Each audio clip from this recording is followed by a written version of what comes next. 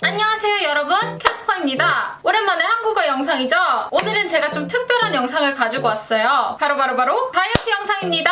아마 언프리티에서 저를 보신 분들은 저를 굉장히 마른 걸로만 기억을 하실 텐데 저도 꽤나 체중에 기복이 있는 사람이어서 최대 59kg에서 60kg까지 나갔던 기억이 나요. 그러면 지금 현재 체중인 47kg 정도에서 거의 10kg 차이가 나는 거죠.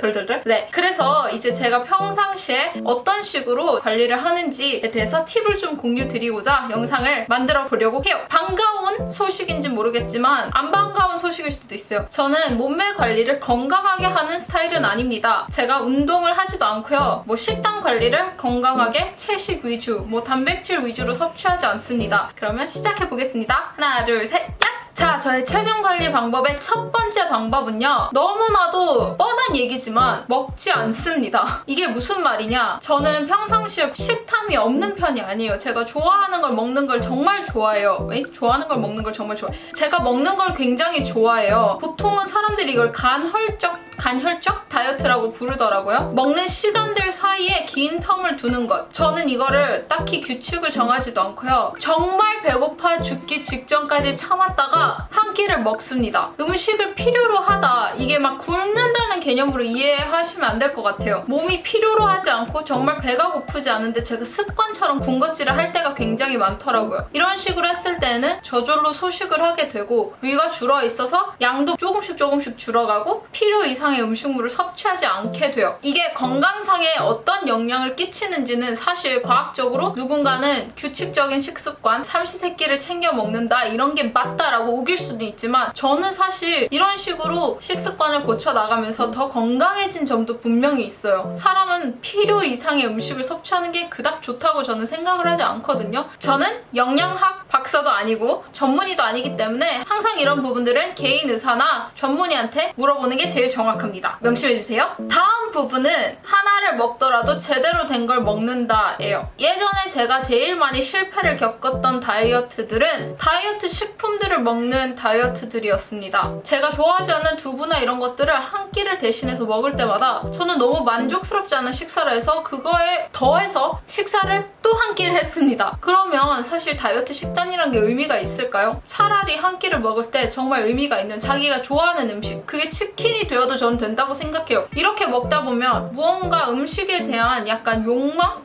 같은 게 조금 줄어들어서 오히려 나중에는 상큼한 것도 땡기고 건강한 음식이 땡길 때도 있어요. 자기 몸이 필요한 영양소들을 그런 식으로 챙겨 먹어주는 게 가장 중요합니다. 사람들이 착각을 하는 게 단순히 다이어트에 좋고 몸에 좋다라고 생각을 해서 살 빼는 음식만 찾아 먹으려고 하는데 결국은 그것도 칼로리고 섭취예요. 세 번째 방법, 마사지. 마사지는 운동이 아니죠. 저희가 몸을 이렇게 움직이는 게 아닙니다. 하지만 몸에 쌓여있는 혈들, 이런 림프관들이나 뭉쳐있는 것들을 풀어줌으로 인해서 붓기랑 노폐물이, 이건 과학적인 근거가 없어요. 노폐물이 톡신스 이런 게 빠져나간다? 이런 뭉친 것들을 풀어준다고 해서 살이 빠진다는 근거는 없습니다. 하지만 확실히 체형적으로 개선이 됨을 저는 느꼈고요. 사진을 찍을 때 아니면 몸의 선들을 봤을 때 정돈이 되는 게 확실히 느껴집니다. 마사지를 굳이 샵에 가서 경락을 받지 않더라도 꾸준히 손으로 이런 것들을 눌러주고요. 이런 것들을 계속 만져주세요. 끊임없이 자기 몸을 꼬집어주고 괴롭혀주세요. 가만히 있는 것보다는 모든 움직임을 통해서 몸을 풀어주는 것들이 훨씬 더 다이어트에 도움이 된다고 전 느꼈어요. 그리고 또 한 가지, 작은 시술들을 가능할 때 한다. 이런 것들은요, 주사 시술, 지방 흡입 같은 파괴적인 시술들이 아니라 정말 온열 마사지 기구 아니면 쿨링, 패드 같은 걸로 얼리는 그런 시술들, 이런 것들은 보통 피부과나 이런 곳들에 가면 비싸게는 20만원, 싸게는 10만원 정도 하는 시술들이에요. 근데 정말 기회가 된다면 그런 것들을 틈틈이 자기 루틴 안에 끼워 넣는다. 몸에 큰 무리가 오지도 않고요. 부작용도 정말 적고 딱 시간을 빼놓지 않아도 할 수가 있어요. 출혈이라든지 붓기, 멍 이런 게 최소화가 된 시술들이에요. 솔직히 라인 정돈이나 지방을 파괴하는 데 있어서 운동을 정말 열심히 한다면 좋겠지만 그러기 어렵고 저처럼 귀차니즘이 굉장히 심하신 분들한테는 단순히 식이요법으로만은 무리가 있는 부분들도 있다고 생각을 해요. 그럴 때는 뭐 해치지 않는 선에서의 관리들은 가능하면 하는 것도 나쁘지 않다고 생각을 합니다. 저의 마지막 팁은 체중계를 갖다 버리는 거입니다. 제가 지금 체중계를 집에 두지 않은 지 한 2년이 넘어가고 있어요. 체중계라는 것을 제 주위에 두지 않고 저는 삶의 질이 굉장히 높아졌습니다. 숫자의 압박에서 벗어날 수 있고 밥 한 끼 또는 화장실 한 번 왔다 갔다 할 수 있는 숫자 때문에 스트레스 받지 않아도 되고, 체중계라는 것은 필요가 없는 물건이에요. 충분히 자기의 체중을 눈으로도 직시를 할 수 있고요. 옷만 입어봐도 느껴질 수 있고, 자기가 가장 솔직하게 체감을 하는 거기 때문에 오늘 내가 몸이 좀 가벼운데 이런 날이 있듯이 자기의 다이어트 페이스를 유지해야지, 체중계 숫자에 의존하는 순간 정말 스트레스가 되고 강박이 돼서